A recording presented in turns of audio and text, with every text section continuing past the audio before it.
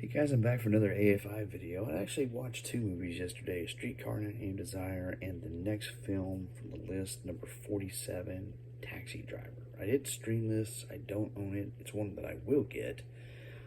I actually had held off buying it because I kind of figured a 4K was going to come on this, and they did announce it. It's in a box set being released this year, but I'm sure we'll get a separate release next year. So Taxi Driver is it was directed by Martin Scorsese and came out on February 8th of 1976, written by Paul Schrader, who actually had based this on some experiences he had. The movie deals with an insomniac who takes a job as a cab driver, seeing all the filth and prostitution around New York as he drives around at night, decides he's going to do something about it. His mind is kind of warped, and he's going to clean things up,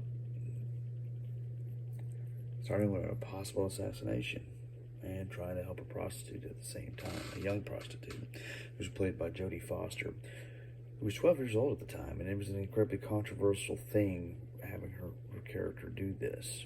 I mean, you got a great cast in this. You got Robert De Niro as Travis Bickle, Jodie Foster as Iris the prostitute, Sybil Shepherd, Harvey Keitel as the pimp, Albert Brooks, and Peter Boyle. So you've got a really strong cast. Martin Scorsese actually does make an appearance as a passenger in the cab, and Robert De Niro's wife actually worked it's in the concession stand in the film at the porn store.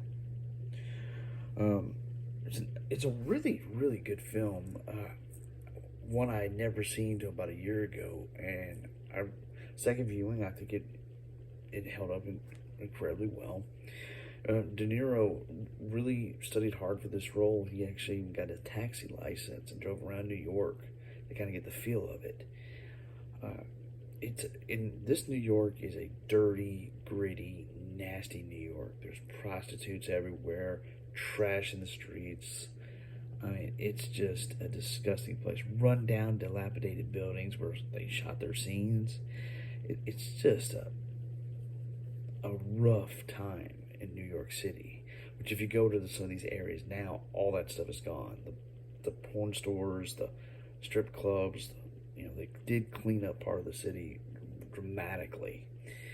All the actors in this film took pay cuts to get the budget under 1.9 million, which paid off because it ended up making 28.3 million at the box office. It was the 70th highest grossing film of 1976.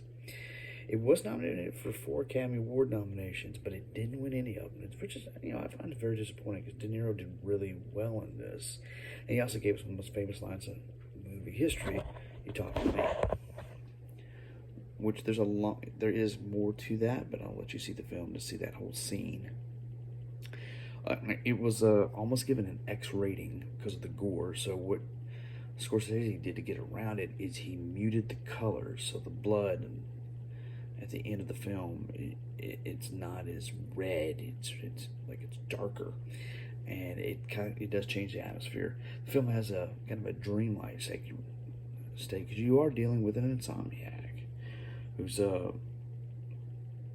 just can't get rest.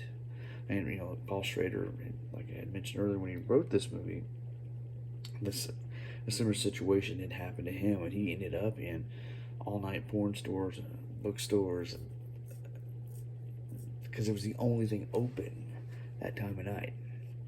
So overall, it's definitely a time capsule piece because New York doesn't look like this anymore, or at least those areas.